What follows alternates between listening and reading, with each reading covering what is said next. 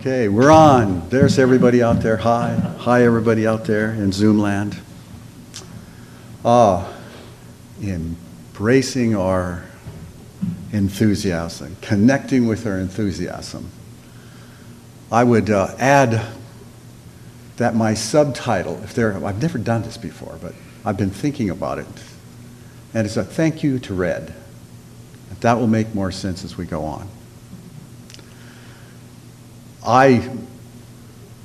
When you get these things to talk about, I start thinking about them the minute they ask me to talk, and I think we all do.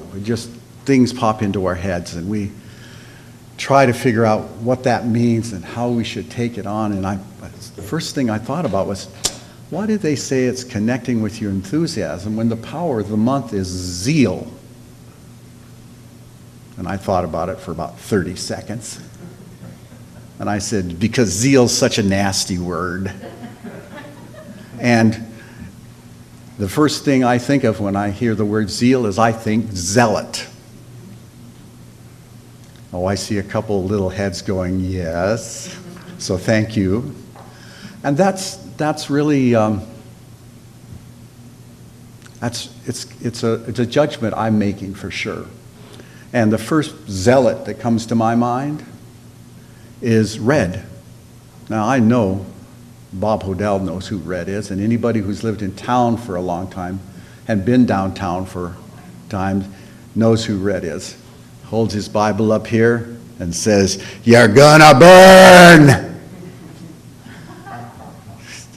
Just not a good feeling. It wasn't a good feeling. It just wasn't a good feeling for me. I would see him out in the corner, and I'd walk to the other side of the street because that was too much zeal for me. So, connecting with your enthusiasm, I think the speakers committee just were chicken shit. Excuse my language. They just didn't want to have somebody get up here and talk about zeal. They wanted us to talk about enthusiasm. So much nicer word. Well, you can talk about it if you want. I'm going to.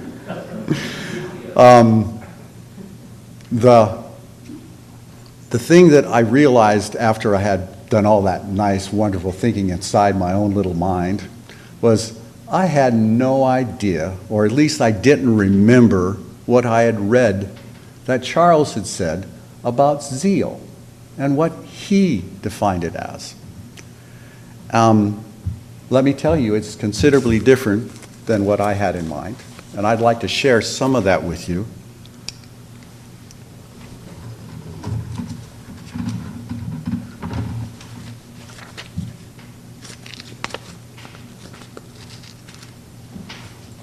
From the 12 powers of man, this is what Charles said about zeal. Zeal is a mighty force that incites the wind, the tides, and storms.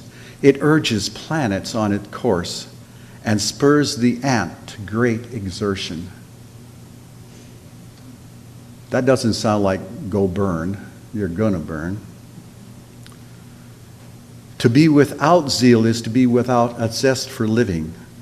Zeal and enthusiasm incites to glorious achievement in every aim and idea that the mind conceives. Zeal is the impulse to go forward, the urge behind all things. The urge behind all things. Everything that you think, that you want to complete, that you want to create. The gentle hand of God in your back, the image I got in my mind, of this gentle pressing us forward to move in and create things of beauty and for this world. Zeal is the affirmative impulse of existence. Its command, go forward. Zeal and enthusiasm incite the achievement in every idea the mind conceives. Again, this idea that it's eternal behind all things, that it's that push from the divine for us to create our lives the way we want to.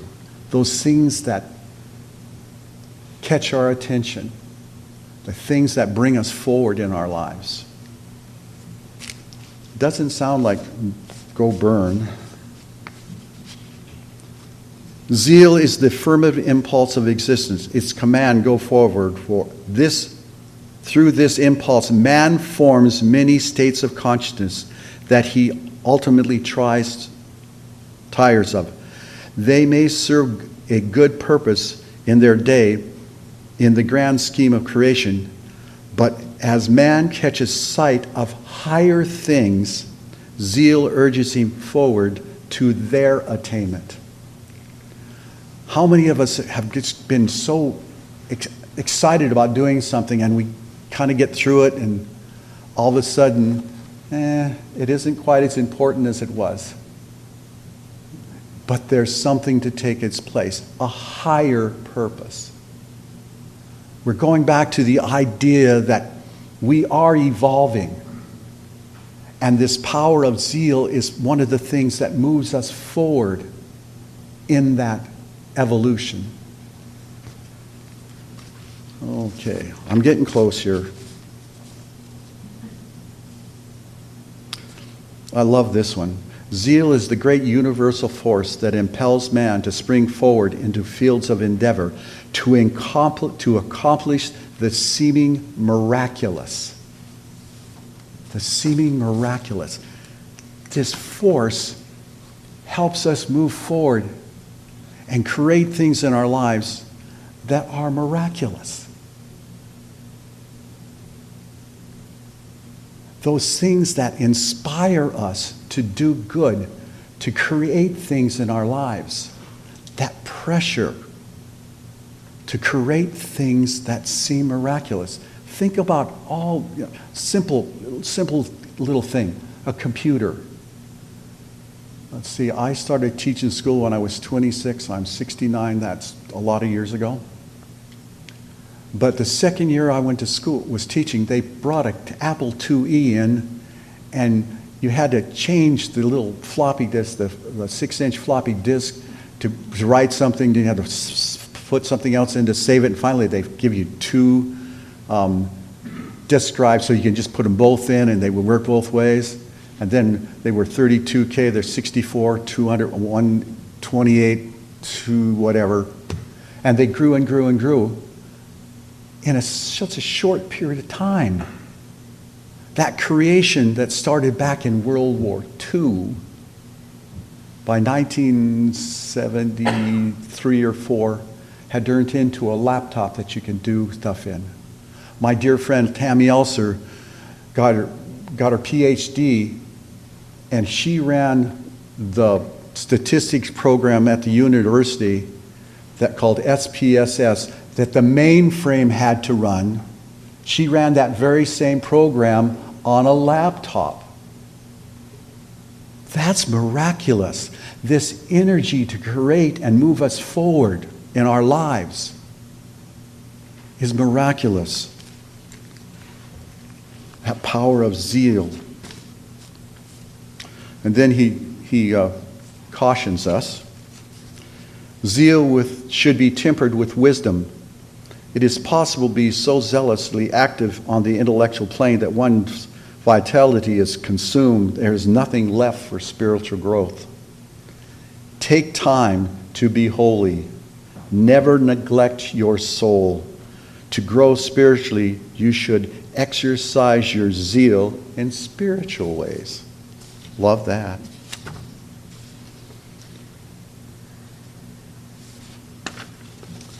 And here's the last thing I'm going to read to you. We usually judge zeal by the noise it makes. But noise is not a characteristic of zeal. That overcomes seemingly insurmountable objects and wheels into line with a quiet yet mighty energy of purpose. A quiet energy of purpose. the more I thought about this and thought about the things that brought this power into this zeal, this enthusiasm into our lives, and then I had to think about the first word that the Speakers Committee put in front of it, connecting with. So how do you connect with your zeal, with your enthusiasm? You do it all the time. You do it all the time. Each and every one of us in our own way. The song that was sang this morning, that was not sung to us, I do not believe. Jeff, did you sing that to your grandson? Jeff is shaking his head yes. Because why? Because that child cried this morning and he heard him. And he's there with him. And he loves that child and his daughter that brought it into the world. That's zeal. That's a passion. So I'm going to use the word passion a lot from now on. How am I doing finishing this talk? Because I think it's really important for us to see that that passion connects us to this zeal that moves us forward in our lives. And we all do it. We all do it. Dick Rothermel is sitting there, and he for years worked for the government out at the fire lab and down in Idaho at the nuclear place down there, trying to make an airplane fly with nuclear power. Didn't work. But he came up here, and somebody said, we can't predict fire behavior. And he and a group of people thought, you know, that's really important. So they were inspired to write a logarithm that predicts fire behavior. It took him 4 years to do it. Working every day, probably even like we do with things that inspire us. We think about them all the time. But he created this logarithm, and they use this thing today.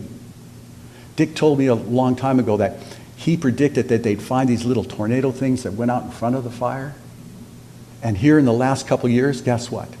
His prediction, they found evidence of that. That passion, that zeal, the persistence,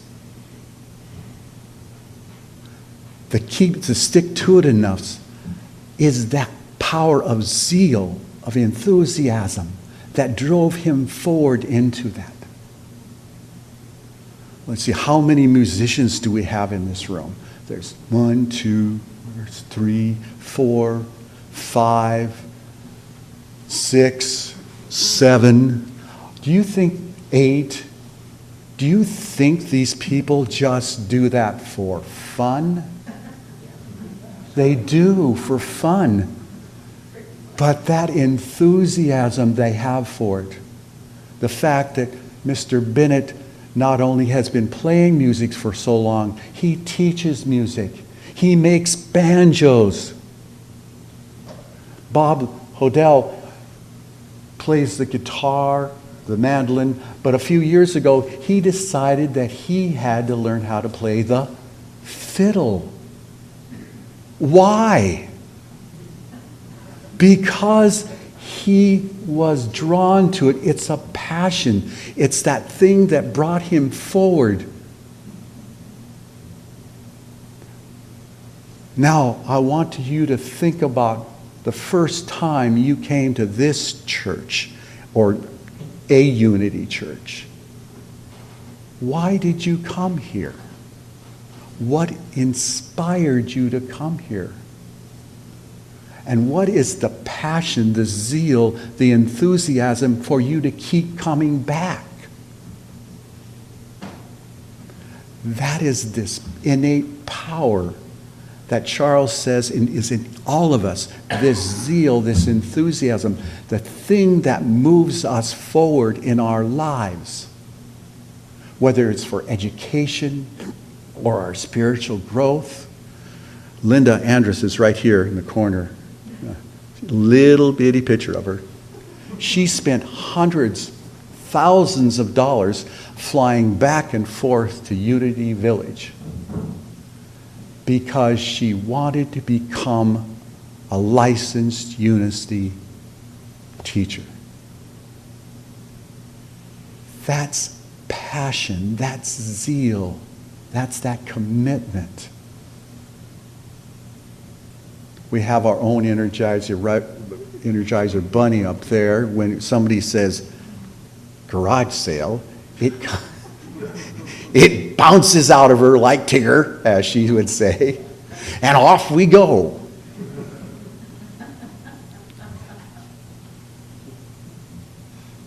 I could go on and on and on with different things that we've all done that have moved us forward in our lives.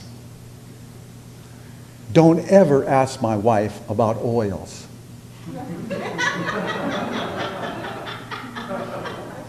Unless you really want to know.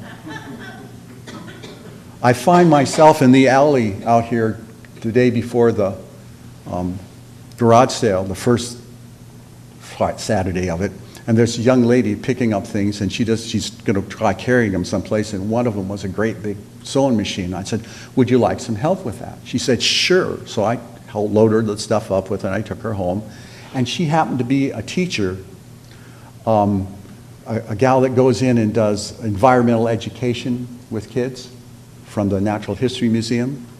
And she says, and we started talking. Well, I said, I taught school too for 25 years. And she says, oh, really? I said, yeah. And she says, I have third and fourth graders that can't read anymore. What can I do?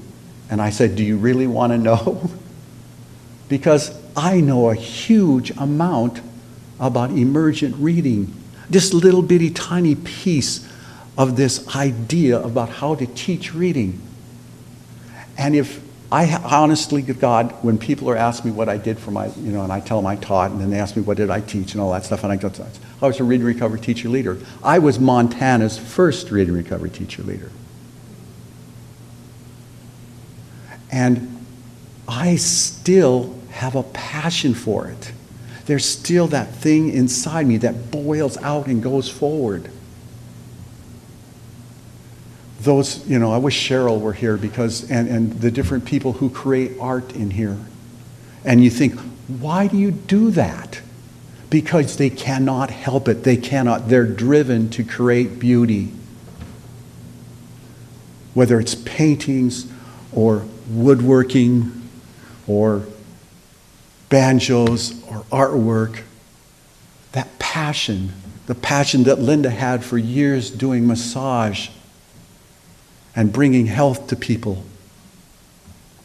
The passion that Val-Ann has, teaching us about her spiritual experiences and classes in energy work. That's where we connect with our enthusiasm. That's where we connect with the power of zeal in our lives. That brings me back to thank you, Red. Thank you, Red, for me watching you for so many years downtown, holding that Bible up in the air, telling us we're going to burn.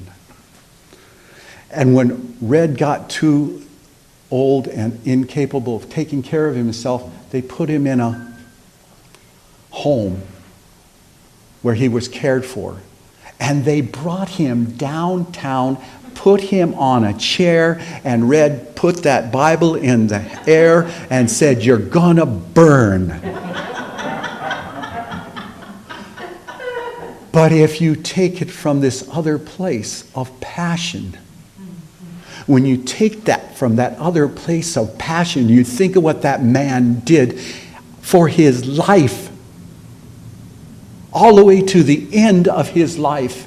He believed in what he was doing. He believed he was creating a better life in people's experience. He was passionate passionate. He was inspired. I don't know, no, I know many people remember Mac McChesney. He used to speak here from time to time before he passed. But he and Red have one thing in common. To the very end of their lives, their spiritual growth meant something to them, and they shared it with others. I'm inspired by Mac and Red. I hope that at the end of my life, I still sit up here the Sunday before I die and look at you and say, God is good. God is great. You are divine people. You are full of life because you are so loved by that which created us, that we are not alone. I hope to God that I have got a mind that can still share that with you with the passion that Red shared his truth with us. Connecting with our enthusiasm, with our zeal. The thing that drives us forward, whether it's creating artwork or music or creating an opportunity for people's healing, keeping the books straight, sewing clothes for people, painting houses beautifully, making sure the floors are straight and the carpets are tight. All of us are here, and we all have a job to do. And I don't know what yours is, and most of the time I do not know what mine is, but I know I have a job. And I want to keep connecting with that divine spark within me so that I might carry that forward, not for your sake, but for mine. The greatest gift this church has given me is the ability to give these talks. And not because what I'm saying is so important to you, because it's so important to my growth. I just love reading Charles Fillmore. I am sorry. I just absolutely love it. He inspires me. So, let's take a moment. Let's get comfortable in our chairs and meditate on this idea of the passion, the zeal in your life that brought you to this community. God's working things out for you to bring you here.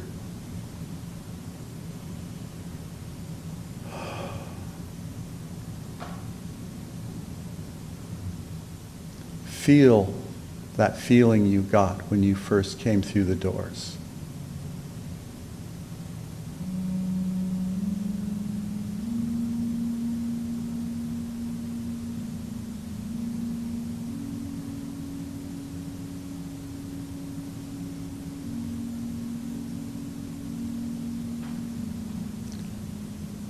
Feel the love that has grown in you as you continue to come back to this community.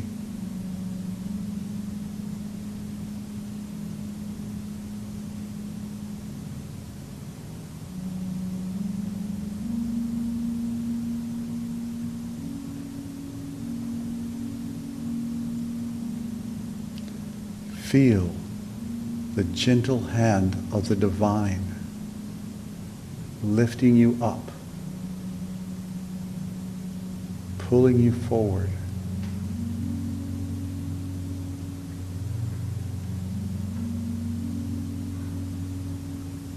Into the truth of your being.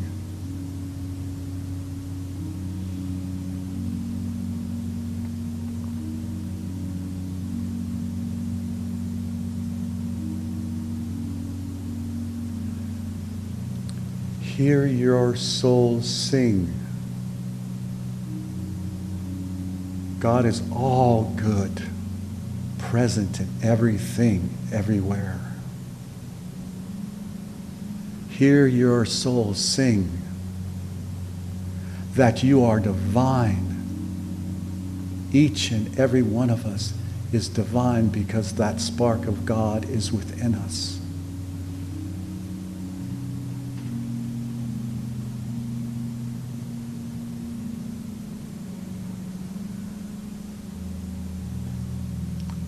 Hear your soul sing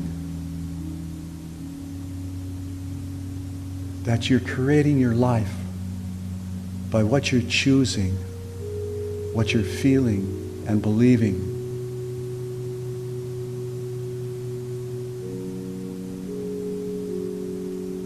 Hear your soul sing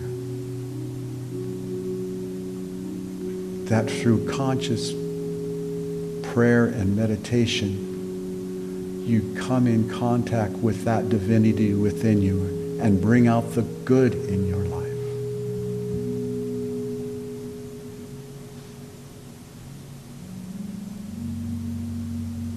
Hear your soul sing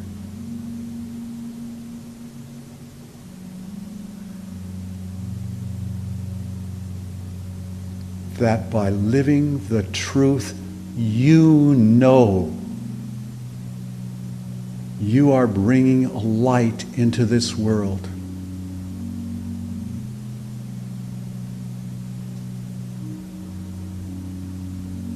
Your light, your love, your joy, your gift,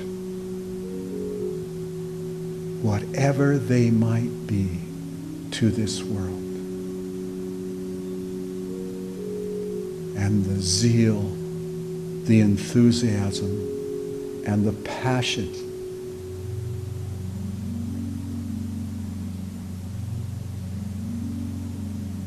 that you bring it forward with is not just you. It's the divine holding your hand, gently pushing you forward to the greater and greater understanding of who you truly are.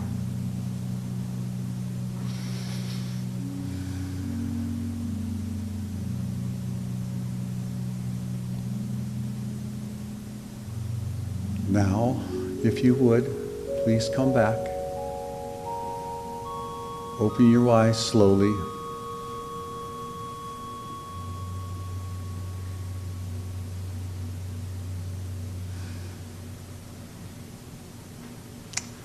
It's time to say the prayer of protection.